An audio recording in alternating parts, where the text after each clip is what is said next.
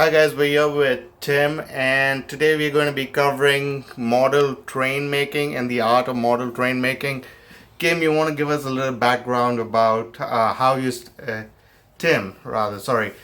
started in the model train making?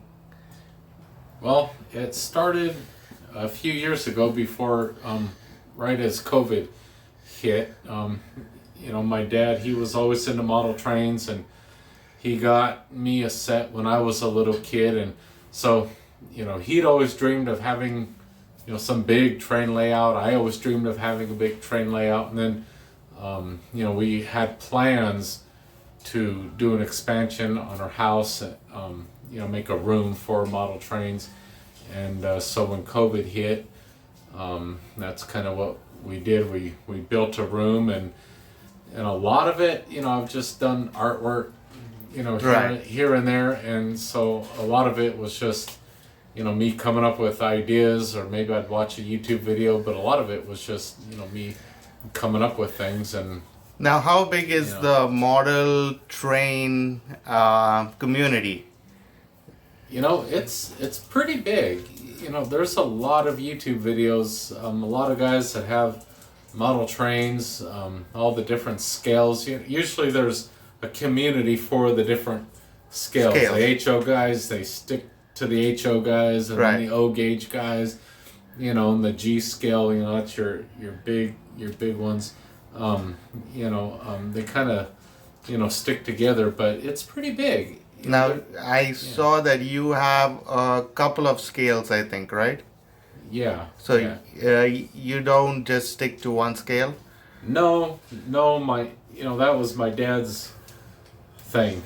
Right. I would have liked to have stuck to just, have one thing, but he wanted to have a little of everything. Right. So we have some HO, some O gauge, okay, a little bit of S gauge. And you can explain that to us when we go in, because this is something that's completely new to me. I wouldn't know too much about it, so you're the expert in today's video. Oh boy. No pressure. Okay, so we out here in the actual den or the layout with Tim, and this is his entire layout over here. So you can see it's a pretty big layout and pretty big scale. It's a pretty big room over here. Now, is this an average size for a train, model train, this thing, or is it a big, or how would you classify it? I would say for the guys that are really into it, a lot of guys have something about this size. This size?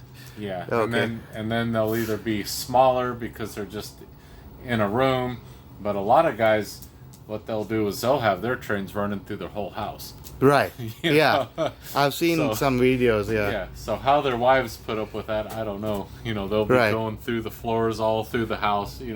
Because they just don't have a dedicated room. But when guys do a dedicated room, this is probably The size.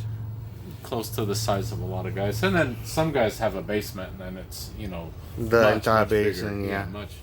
So it's either much bigger, much smaller, or it's about this. Oh, okay. Yeah. So this is the average size, I would say, then. I would say so. Yeah, this is it's like almost 30 by 10.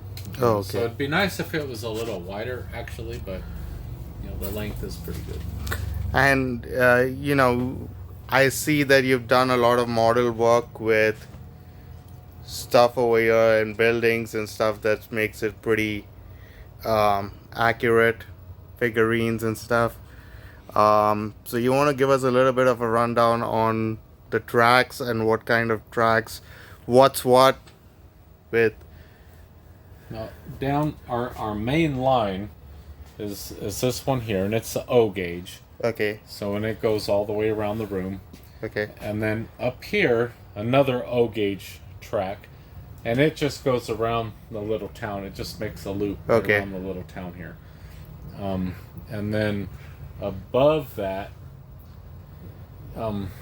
which I really wasn't gonna do, but I ended up doing it. And this is our S gauge. So we have an S gauge, and you see one of the trains is right here. Oh, okay. That's the American Flyer. It's the yellow one Oh. on the outside. That's a S gauge. So what's the difference between the S and the O gauge? Is it just the size of the track? Yeah, it's the size of the size of the track, and also the size of the trains. Okay. The S gauge runs on 2 rail. It's a little narrower. Yeah, so the whole thing is just scaled down a little bit. Okay. It's actually pretty nice. I really like S gauge. The only thing is there's not a lot of it. So this is the O gauge, this one? Yeah, it's So you we see use the 3 rail O okay. gauge. 3-rail. Cool. So you want to turn it on, so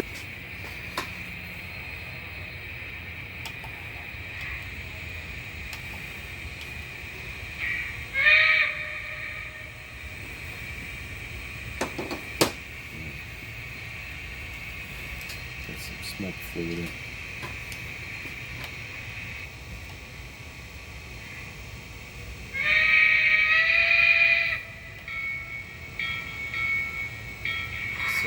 There we go. I haven't cleaned the track in a while, so. you have to do that on a regular basis? Yeah, you should, because they tarnish and they get stuff on them. Right.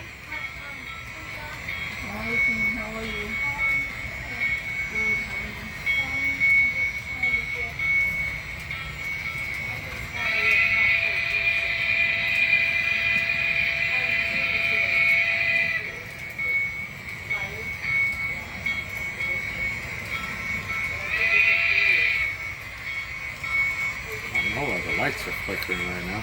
Huh. That's good.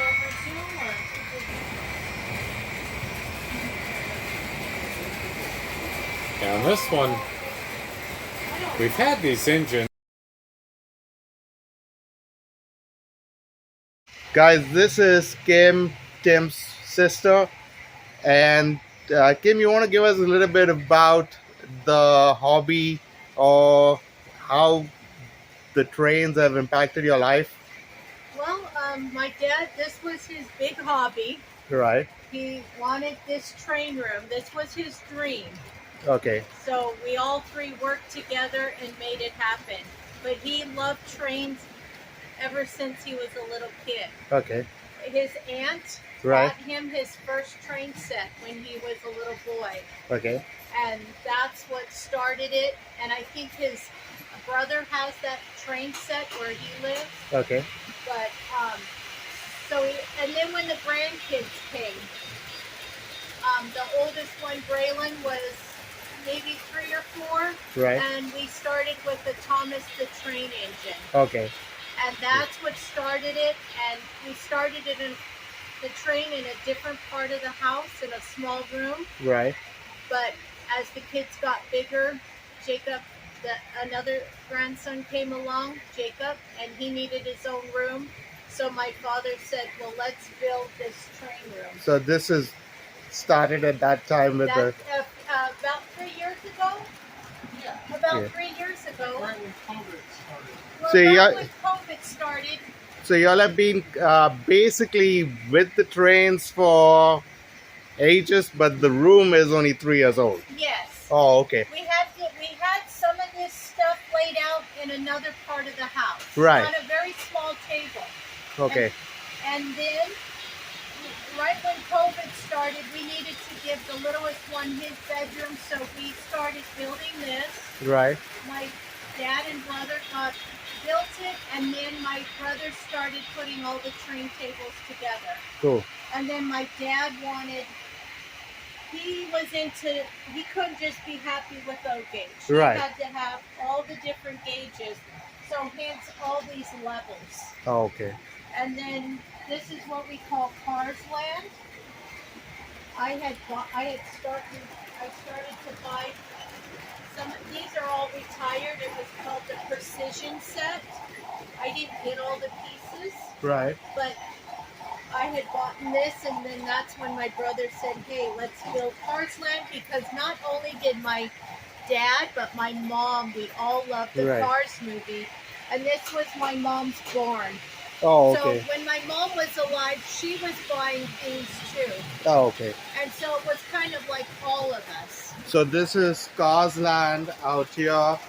This side is Disney, right? It's downtown. It's like a downtown Main Street. Okay, Just downtown. like just an old-fashioned, just anywhere in the United, any Right.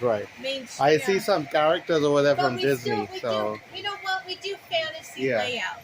Oh, okay. That's some, nice. Yeah. Some trained people, they do really realistic. Realistic. We are more fantasy. Okay. Yeah. Cool. So it doesn't really have to make sense. Right. And this was the last thing that my brother and dad worked on. My brother did all the modeling. Okay. And then this was his last thing. This is his S scale, I believe. Okay. And he wanted that, and so my brother got that going. Cool. And this is kind of my favorite spot. And then over here, my dad wanted Dinosaur Land. Right. So the Jurassic Park theme. Jurassic Park. So he had planned it to be in the center of the room. And then one day we were at a shop that sells the metal figures. Right. And he seen that and wanted it. Okay. But we thought he was going to put it outside. But when he got home, he said, no, it's going to go in the middle of the train table. Right. And me and my brother were against it. But he said, nope. So he brought it in, and then we said, you know what, it's perfect. It does look good over there. It looks good. Yeah. And then, of course, we built the bridge. My father, unfortunately, did not get to see the final touches on that. Right. But he did see it on a composite on the computer. Oh, okay, cool. So he knew it was coming. So, yeah, he loved trains. Cool. Yeah, you guys have a nice collection. And so it's going to come out next week, the video. So it gives us a little bit of time to edit it and stuff like that.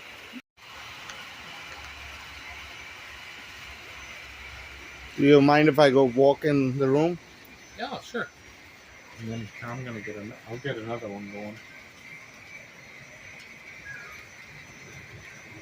So this is the entire track that Tim and Kim have. And you can see this one's made a complete circle right round.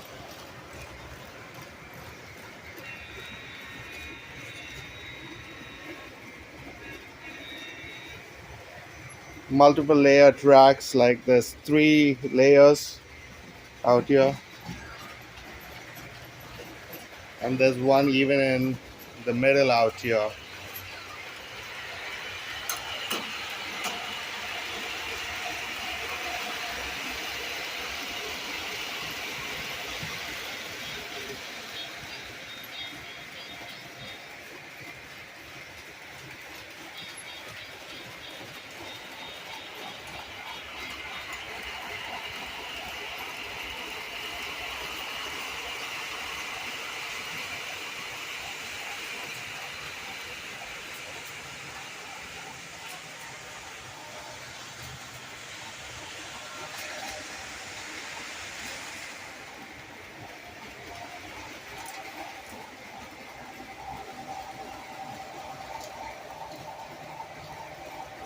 So I had a question about this track.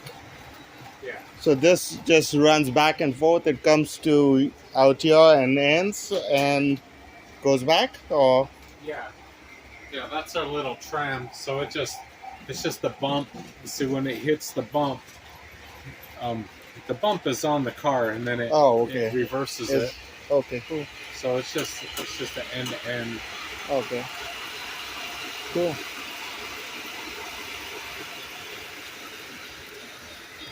And then it loops around, I guess, over there. It just makes a little loop and then comes back around. Cool.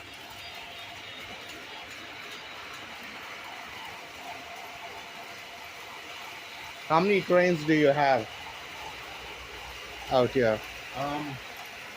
All the trains we have running at the same time. See, we have 2 S-gauge trains that run. Okay. and then an on 30. So 1, 2, 3, 4, And 5, then 6, 7, 8, 9, like 10, 10 at a time. 10. Cool. Yeah. And you also have some models up there as well. Yeah, that's just like storage. Yeah, Once we're not to running. give it to give it an added effect. Cool. Yeah. But the HO was more finicky. Cool. Today's video was shot in memory of James Darrell Darnell. James was a father, grandfather, and he was someone who loved trains and the art of model train making. James, his model train pursuit will live on